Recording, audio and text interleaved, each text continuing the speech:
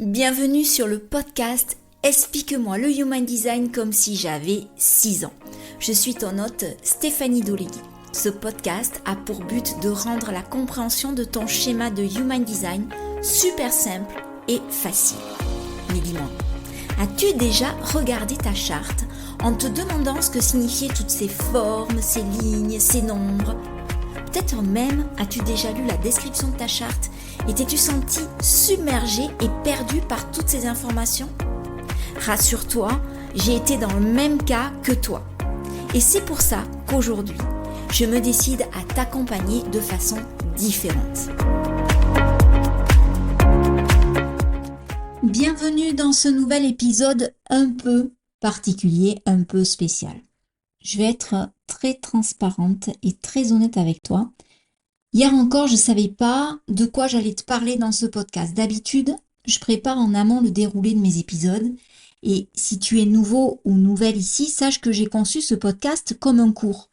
Mon but étant de rendre le Human Design accessible à tous, car c'est un outil qui a changé ma vie et qui continue à la changer au quotidien. Et je suis aussi profondément convaincue qu'il peut changer la vie de milliers, voire de millions de personnes.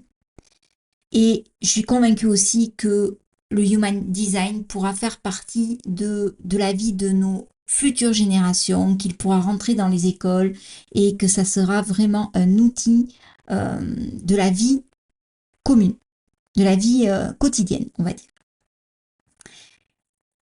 En bonne enseignante que j'ai été, j'essaie de structurer au mieux mes épisodes, de leur donner une certaine logique pédagogique, mais cette semaine c'est quand même différent. Mon énergie est différente. Il se passe en ce moment plein de choses géniales dans ma vie. Déjà, je viens d'avoir 50 ans. C'est mine de rien une sacrée étape dans sa vie. Alors, j'ai pas de problème avec mon âge. Du moins, j'ai un détachement que je n'avais absolument pas lorsque j'avais 20 ans. Je suis aujourd'hui en paix avec l'histoire de mes 50 premières années, tu vois, et je suis prête à écrire celle des 50 prochaines car oui, je suis très optimiste. D'ailleurs, je réalise au quotidien que ce qui pose problème avec l'âge, et on peut élargir ça avec tout, je pense, c'est quand on entre dans un système de comparaison. Parce que la comparaison, c'est vraiment un puissant fond où l'on pense tour à tour à on est plus ou on est moins que. Et du coup, ça nous enferme dans un système de croyances limitantes. Notre ego prend le dessus et nous contrôle. Et on ne voit plus les multiples potentialités que nous offre la vie. Alors bien sûr, faut être réaliste. Quand on lit sur les réseaux que 50 ans c'est le nouveau 40, je dis oui et non, je mets un bémol. Car pour moi aujourd'hui, ce que je faisais à 40 ans, style me coucher à pas d'heure, je le fais beaucoup moins à 50, ou alors il me faut 2 semaines pour récupérer. Mais il faut quand même avouer que j'ai conscience aujourd'hui que je rentre dans cette notion de voiture de collection. Et qu'il va falloir que je prenne soin de moi un peu plus pour entretenir ce corps qui me porte déjà depuis 50 ans, si je veux qu'il continue à me porter. Et c'est là que je vais glisser habilement, ou pas d'ailleurs, sur le sujet du jour, parce qu'on va parler d'intégration et d'expérimentation en Human Design. Et je vais juste fignoler mon parallèle avec l'âge, c'est-à-dire que quand tu as 20 ans, et qu'on te dit sans arrêt de prendre soin de toi en te reposant suffisamment, en mangeant sainement, en faisant du sport, tu l'entends bien, mais honnêtement, tu t'en fous royalement, parce que t'es une Ferrari. Mais ce n'est que lorsque le carrosse se transforme en citrouille, je vais pas te refaire l'histoire de Cendrillon, mais quand la Ferrari se transforme en vieille 4L, que tu réalises l'importance de ces enseignements, de ces conseils-là, et que c'est là que tu regrettes de ne pas les avoir appliqués plus tôt. En Human Design, c'est exactement pareil. C'est un outil qui te donne accès à un puits sans fond de connaissances, mais si tu n'expérimentes pas ces connaissances, que tu les assimiles pas au fur et à mesure que tu les apprends, ça sert strictement à rien. Et quand j'ai pensé mon manuel 100% personnalisé, je voulais qu'il soit le plus complet possible, mais je voulais surtout qu'il te serve au quotidien, que tu puisses y revenir régulièrement et voir comment toi, tu peux appliquer les connaissances qui te concernent de façon concrète. dans ta vie quotidienne. Parce que savoir que l'on a une autorité splénique, c'est super génial, mais concrètement, ça veut dire quoi? On en fait quoi? C'est comme quand on fonctionne de façon atypique en classe, qu'on se fait tester, qu'on apprend qu'on est euh, HPI, c'est-à-dire haut potentiel intellectuel, ou HPE, haut potentiel et émotionnel, et que le système éducatif n'a pas le moyen de mettre en place concrètement les outils pour faire en sorte que tu fasses de cette découverte euh, une mine d'or, en fait. Alors aujourd'hui, je te propose un épisode un peu moins conventionnel, mais que, que je vais essayer de rendre aussi transformationnel. Ça me rappelle le dernier cours avant les vacances quand j'étais prof. On faisait un goûter avec les élèves. C'était plutôt cool parce que ça permettait de se rapprocher, d'aborder des sujets que l'on n'aurait pas pu aborder dans le cadre strict du programme et puis on pouvait revenir sur des questions de cours dans un autre contexte. Et c'est ce qu'on va faire aujourd'hui. Alors je te propose de mettre l'épisode sur pause, d'aller te chercher un bon café, un bon thé chaud. Tu as aussi droit au petit gâteau. Tu commenceras le régime demain si c'est ton intention. Mets-toi à l'aise et on va papoter si tu veux bien. Et pour continuer le parallèle avec mon ancienne vie de prof, le goûter était toujours organisé sous couvert d'un thème précis, au cas où le directeur ou l'inspecteur s'invitait sans prévenir. Et alors je te donne le thème du jour de ce podcast, c'est vraiment comment expérimenter au quotidien toutes les connaissances que l'on a déjà vues à propos du Human Design, parce que c'est quand même, mine de rien, je pense, l'équivalent d'une trentaine d'épisodes qui sont déjà dans la boîte et qui t'ont déjà donné des connaissances sur comment appréhender ton schéma de Human Design. Donc, si tu me suis depuis le début, tu sais que l'on a abordé les différents types énergétiques, les différentes autorités, c'est-à-dire la manière de prendre des décisions alignées. On a vu aussi dernièrement les différents centres, définis ou pas, ainsi que leurs caractéristiques. Et honnêtement, ça fait déjà beaucoup d'informations. Et comme je le disais avant, savoir que l'on a une autorité splénique pour prendre ses décisions, c'est bien, mais observer comment cela fonctionne concrètement, c'est mieux. C'est vrai, quel est l'intérêt d'avoir toutes ces infos si tu ne sais pas réellement les implémenter, les incarner, les intégrer pour obtenir plus de fluidité dans ta vie, plus de sérénité? Franchement, sérieusement, à quoi ça va te servir? Le fait de considérer cet outil comme une expérience, je pense que ça vient vraiment de Raoult qui a canalisé l'outil et que par cette canalisation, il en a fait lui-même l'expérience. Et c'est super important que chacun essaie, expérimente ce qu'il apprend, puis décide par lui-même si ça résonne pour lui ou pas, si c'est OK pour lui ou pas. Parce que le Human Design, c'est pas un dogme, c'est pas une religion, c'est pas un cours à apprendre par cœur. Il s'agit pas d'une suite de règles à apprendre à respecter à la lettre. Le Human Design, il n'est pas là pour te dire qui tu es, mais c'est plutôt un outil qui t'offre un terrain de jeu à expérimenter. Et les domaines les plus importants à expérimenter, et ça c'est dès le plus jeune âge, hein, je parle vraiment de nos enfants, là, de comment mettre la parentalité, de les aider dans l'éducation, c'est la prise de décision, comment les amener à prendre des décisions correctement. Et bien sûr, aussi, ça va de soi, la façon dont notre énergie interagit avec le monde. Quand j'ai rencontré le HD pour la première fois, j'étais en pleine reconversion professionnelle après un gros souci de santé. J'étais pas forcément dans ma vibe la plus haute. J'ai tout de suite senti les potentialités de cet outil pour m'apporter des solutions à ce que je cherchais. Le truc, c'est que souvent, et c'est totalement humain, on pense que la solution est cachée dans la tonne de connaissances. Donc, on va d'abord croire que c'est caché dans notre type énergétique. Ah oui, je suis projecteur, c'est ça. Ah, mais c'est pour ça alors que j'agissais de telle ou telle façon. Et patati et patata. Ou alors, on va plonger directement dans nos portes et on va essayer de voir ce qui explique que nous sommes comme ci ou comme ça. Mais la vérité, c'est qu'on n'a pas compris que la solution, les réponses, elles sont déjà à l'intérieur de nous-mêmes. Et le truc, c'est que l'on cherche systématiquement une validation extérieure, mais que c'est pas une personne ou un schéma qui va te dire qui tu es vraiment. C'est l'expérience que tu en fais et la conscience que tu y mets. Toutes les réponses sont en toi. C'est bien beau quand on te dit ça, mais bien souvent, on ne te donne pas le mode d'emploi pour y accéder à ces fichues réponses. Et du coup, on a vite fait de vouloir sortir d'un conditionnement pour en adopter un autre. Quand je me suis lancée dans le HD et que j'ai découvert que j'étais projecteur, j'ai mis en évidence un certain nombre d'expériences passées, et ça c'était cool, parce que ça validait certains de mes comportements, donc j'étais plutôt satisfaite, mais je suis également tombée dans le piège de me comporter comme la plupart des projecteurs que je suivais sur les réseaux, d'entrepreneurs aguerris, et j'ai essayé d'adopter leur stratégie de com, de vente, de vie.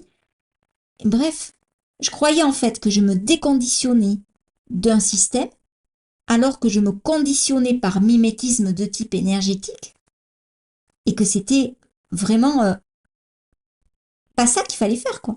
L'erreur, elle est simple. C'est le fait d'entrer dans l'outil par le seul biais de la rationalisation et de la connaissance. Alors, bien sûr, on apprend par le mental, par l'esprit, mais ce n'est que lorsque tu incarnes et que tu l'intègres dans ton corps que tu obtiens les résultats désirés, à savoir une vie plus fluide, des relations plus harmonieuses, un business plus florissant. Mais pour être tout à fait honnête avec toi, ce passage par la connaissance, par le mental, par l'esprit, est un passage obligé et ça, on ne nous le dit pas vraiment.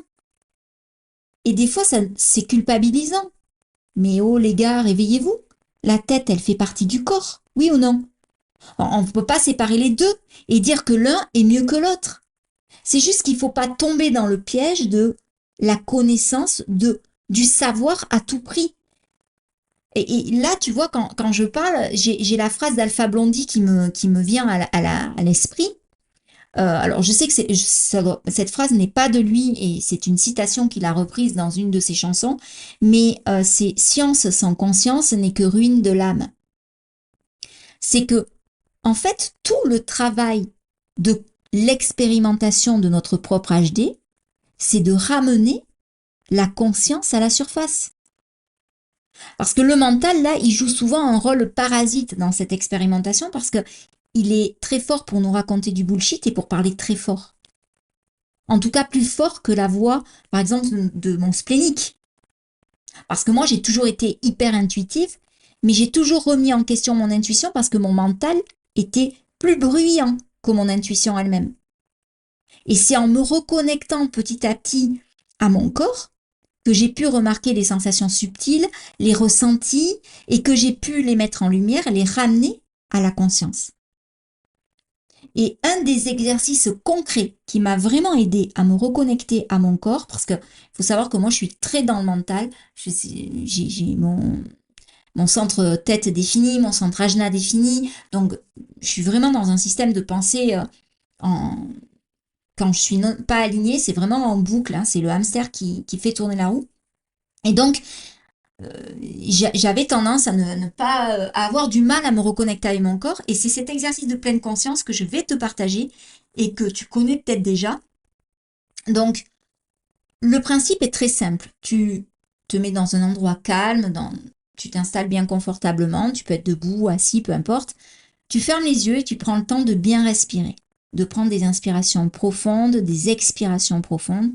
Et tu vas te concentrer sur 5 choses que tu vois dans la pièce, 4 choses que tu entends, 3 choses que tu peux toucher, 2 choses que tu peux sentir avec ton nez et une chose dont tu peux sentir le goût. Cet exercice, il demande de focuser sur tes différents sens et c'est très efficace pour rentrer vraiment en connexion avec son corps et c'est hyper efficace surtout quand tu as tendance à t'éparpiller. Et en faisant cet exercice régulièrement, tu vas te rendre compte que l'énergie subtile, elle va devenir familière. Et la chose essentielle à se rappeler, c'est que quoi qu'il arrive, quoi qu'on te dise, tu restes le capitaine de ton bateau. Ce que je veux dire par là, c'est qu'au final, c'est toi qui vas valider tes propres choix. Moi, par exemple, je peux t'aider à... Je peux t'accompagner, je peux te donner le cadre, t'indiquer ta stratégie, te guider dans ton propre cheminement d'évolution, je peux te soutenir en tant que coach. Mais à aucun moment, je ne vais faire les choses à ta place. Reconnaître ta propre responsabilité dans ce cheminement, c'est aussi assumer ta propre expérimentation. Te donner le droit de faire des essais, de faire des erreurs, d'avancer à ton propre rythme, d'être le capitaine de ton vaisseau, de ton navire, de ton bateau. Et je vais me répéter, mais vraiment, la stratégie et l'autorité sont les principaux points, les principaux piliers en fait dont on a besoin pour bien avancer. Ce qui est cool, c'est de comprendre la façon dont l'univers nous parle à travers la stratégie et de définir ce que ça signifie vraiment pour soi. Pour moi, la stratégie d'attendre l'invitation du projecteur, au premier abord, elle peut sembler limitante.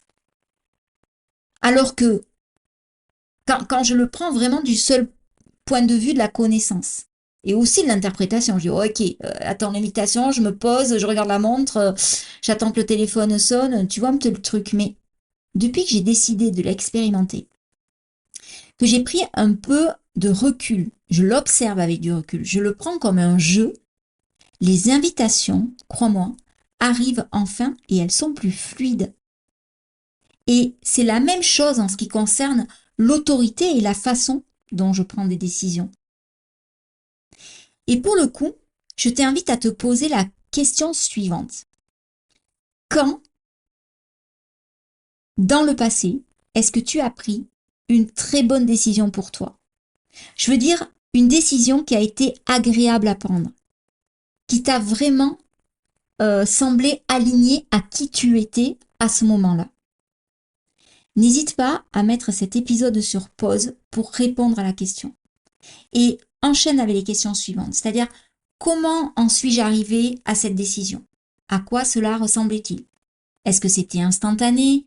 Est-ce que cela s'est fait dans le temps, au fil du temps? Est-ce que je l'ai ressenti dans mon corps? À quel endroit de mon corps?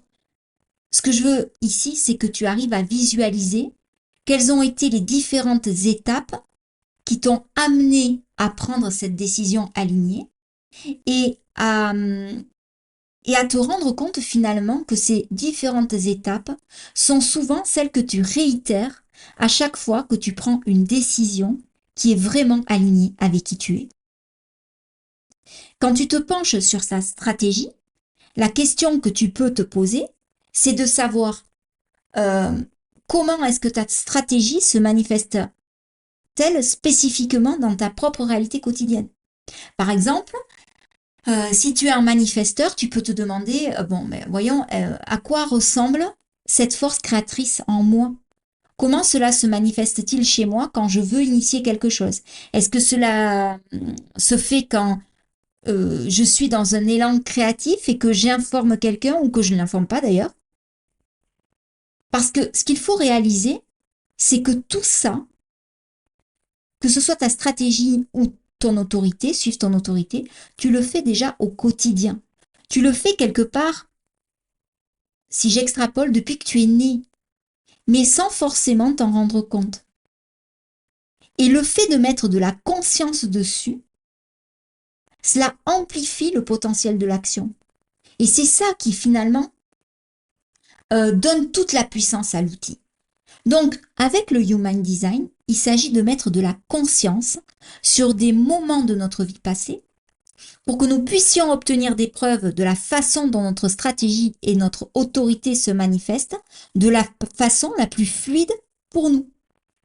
Parce qu'une fois que l'on devient conscient de l'inconscient, alors on a le pouvoir de changer cet inconscient, de l'améliorer, d'en faire davantage, de créer une autre réalité. Et ensuite, notre esprit intervient pour raconter une nouvelle histoire, une histoire qui nous satisfait davantage. Et grâce à ces questions que tu te poses, tu obtiens des preuves de ce qui te convient et de ce qui te convient pas et qui t'est propre à toi, pas forcément aux voisins. Et cela te permet aussi de prendre conscience de ce que tu veux vraiment et de ce que tu ne veux surtout plus. Et si tu te décides à faire cette expérience vraiment de façon concrète, hein, c'est pas, c'est vraiment du concret que je te propose là, ne serait-ce qu'une semaine ou deux, tu verras vraiment le changement. Crois-moi. Ou plutôt non. Ne me crois pas, essaie. Amuse-toi. Le tout, c'est de rester léger dans l'expérimentation. Reconnecter avec son âme d'enfant. Parce que revenir à notre stratégie et à notre autorité, c'est un peu comme revenir à notre zone de repli, notre zone de confort. Quand tout va à volo dans notre vie, par exemple, et qu'on a besoin de preuves que on est sur la bonne voie. Parce que, bien sûr, c'est super d'avancer dans les couches subtiles du HD, de voir nos lignes de profil, qu'est-ce que ça signifie, nos portes, nos canaux, nos gene keys, donc les clés génétiques. D'ailleurs, moi, je suis en train de me former officiellement aux clés génétiques de Richard Rudd, mais dès que l'on se sent trop submergé par trop d'informations, revenir aux fondamentaux comme la stratégie et l'autorité, c'est s'assurer des résultats. C'est un peu comme quand tu t'entraînes au début à manifester une place de parking et que tu finis à force de preuves hein, qu'une place de parking, tout le monde arrive à manifester une place de parking. Ben, ça devient une habitude. C'est un non négociable. Et quand tu n'arrives pas à manifester autre chose à tel moment de ta vie, la place de parking, elle est là pour te rappeler que, mais ok, c'est possible. Donc, si je suis capable de manifester une place de parking, je vais manifester autre chose. Notre autorité et notre stratégie nous amènent à nos plus grands potentiels si on les écoute. C'est eux qui nous ouvrent la voie à une vie plus fluide, une relation plus harmonieuse, une communication plus dans l'écoute. Vraiment quelque chose d'aligné. Donc, ce que je te conseille donc de faire cette semaine, c'est vraiment de te concentrer sur ta stratégie et ton autorité et de voir toutes les opportunités que cela t'amène dans la vraie vie. Et surtout, ce que je t'invite aussi à faire, c'est de me partager ton expérience. Parce que c'est vraiment très enrichissant quand on arrive à discuter de de comment on vit notre HD au quotidien. Merci en tout cas de rester fidèle à ce podcast. J'espère que vraiment cet épisode t'a plu et qu'il t'a apporté beaucoup de valeur. Moi, j'ai kiffé vraiment de passer ce moment avec toi, comme toutes les semaines d'ailleurs. Et n'hésite pas à partager cet épisode à tes amis. Pour moi, ça sera une des plus grandes récompenses.